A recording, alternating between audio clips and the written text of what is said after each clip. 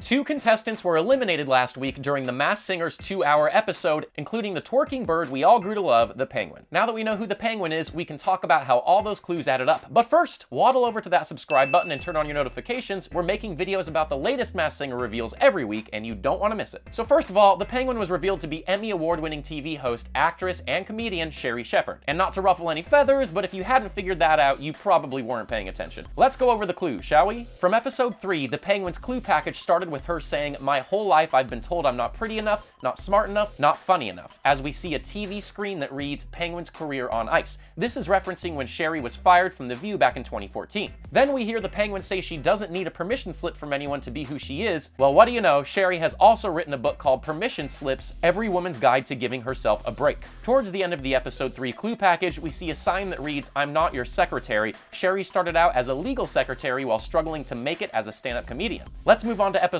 5. In this clue package, the penguin mentions being relegated to the D list, and we see shots of her being bullied, with notes calling her names like Snaggletooth.